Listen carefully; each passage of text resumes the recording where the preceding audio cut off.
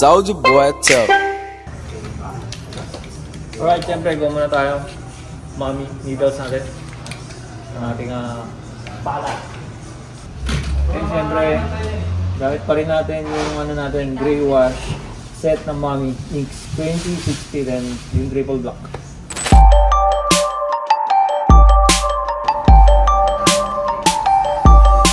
Alright, balatan natin ng buhay si Sir. Kailangan lang natin muna tanggalin to. So yung parang mga collagen niya yan, maganda naman yan sa sugat. At yan yung nagpapabalik ng kanyang pagkasira ng skin. Alam mo yung mga pagkatusok niya. So, maganda yan, naka-retain yan. So kailangan natin tanggalin ngayon kasi dudutungan. Medyo may dikit lang. Linisin lang natin konti. So yun, buti natanggal yung pencil kahapon na blue. Yung mga natira. Para mamaya, ano yan, lulutang pa yung pagka-block niya kasi medyo babad lang sa basa eh. Kaya medyo nag-light. Mamaya, lulutang pa yung pagka-block niya. Sarap. Sarap ang punas. Yung ano, pagka nadaba ka, nung bata ka, papagalitan ka ng nanay mo. Habang pinapagalitan ka, ganun pa yung sugat mo. Ano, bata ka sa kanil pupunta. Ano ginawa mo? Papaluin ka pa. Isugat ka na.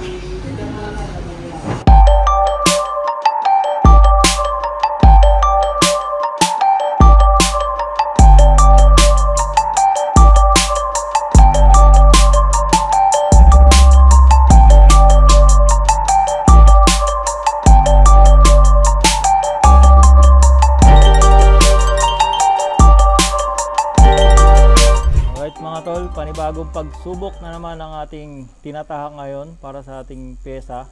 At syempre, tayo naman ang pumili nito sa approval ni client. Kaya at least enjoy na lang natin yung proseso. Tulad nga ng sabi ko, hindi ko mapapakita sa inyo yung buong proseso. Pero at least part by part, may papasilip ko sa inyo. Ito, gamit ko nga pala is 7RL. So far, hindi pa tayo nagamit ng ng shader eh. So 7RL pa lang din siya all the way. So whip shade yung ginagawa natin. Kasi medyo maliit din yung mga detalye. Kaya at least pagka 7RL na ginamit natin, makukuha natin, mas madidetalye natin ng mas mabuti. So panibagong exploration para sa akin to. Nag-explore ako paano gumamit ng mga ganitong maliliit na needle para madetalye. Dati kasi, kung yung mga alam ng mga client ko dati, pag nag-shading ako, maramihan ako, das mabilisan. So ngayon, magte-take time na tayo, tsaka try natin yung maliliit na shading. So kahapon kasi, yung ginawa ko, ginagaya ko yung isang artist ko na si RJ Gatdula, mga master ko yan malulupit yan. So may mga natutunan akong ganyan shading sa kanya. So, ngayon naman, di ba merong mga gumagawa ng 3RL all the way, 5RL all the way. So, yung kay MK Figuration naman yung tinatry natin ngayon. Sa mga kasama ko rin naman natututunan itong mga ginagawa ko. So, nakikita ko, application na lang din. So, ganun lang. Para matuto kayo. So, kailangan patuloy pa rin yung progress natin kahit na, alam mo yun, matagal na tayo sa industriyan to. Para kahit pa paano kakasabay pa rin tayo kasi mayabang yung mga, yung mga kasama ko dito, lalo na yung RJ Gatdula. Ito, KMK naman. So, KMK. Siya yung nagpa-pipe. Yeah, tahimik lang. Pero naghahanap po ng naghahanap po ng mga Gen Z yan. Basta Gen Z, alam ko 50% off siya eh. 60 na. 60 na! hapit na, 60 na. Alam niyo, rekta lang rito pag yung mga Gen Z dyan. Pasok, minor yun. Yari pala. Minor na pala yun. Alam mo, paano kami dito, nagbibiroan lang kami dito. Hari ng tuldok. Si Hari ng tuldok, Hari ng tuldok. Kamabansigan ka na. Hari ng tuldok.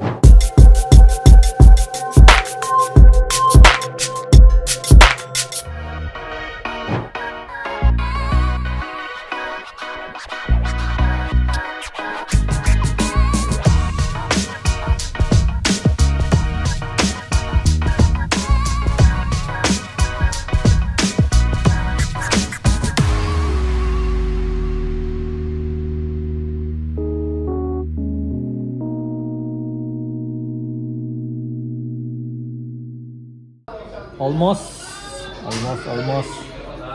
So last break time namin, yung tatapusin na to. Dito lang tayo nagtagal Dito lang tayo nagtagal sa mga, hindi ko alam kung anong tawag dito, sa mga pillars na pang architecture yata yan, or details na pang mga simbahan, yan gano'n. Siyempre kasama yun sa mga Greek gods na nakikita palagi natin. So parang nagustuhan ko siya, pang centerpiece din. Kalikutin lang natin yung mga detalye niyan. Gamit pa rin yung ating 7RL. 7RL lang. Actually, halos 7RL lang pinatapos natin dito.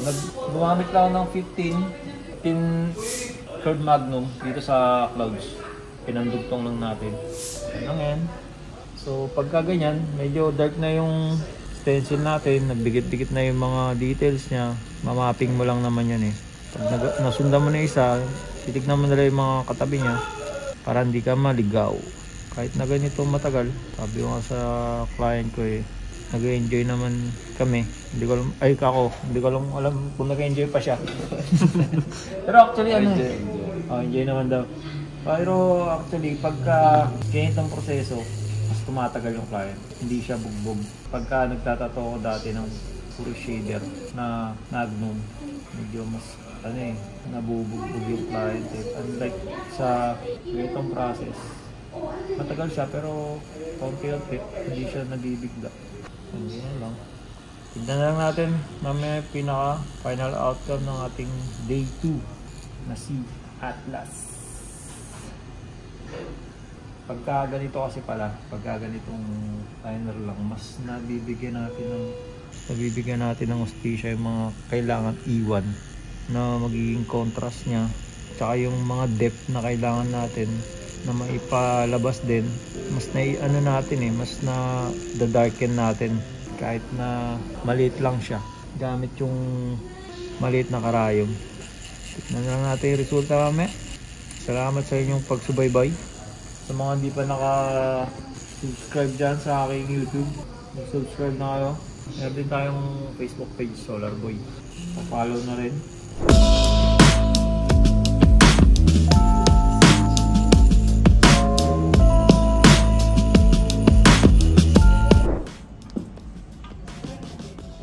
Alright, after long hour ng ating session para sa ating full sleeve project, halfway na tayo. I think siguro mga 70% naman na.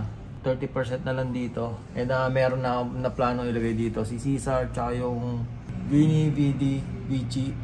Yun yata yun.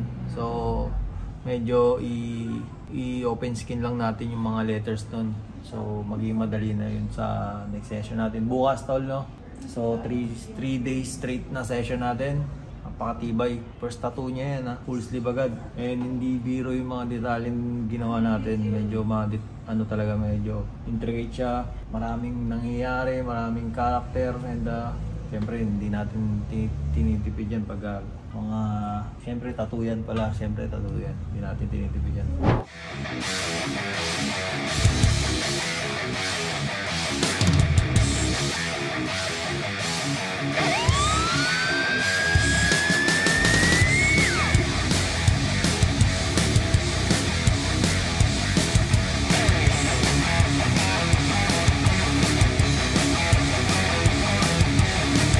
Bayanan nyo lang yung next vlog ko at hanggang dito nga tatapusin yung vlog ko. Stay safe, stay healthy, boy. May araw lang lakas. Yeah.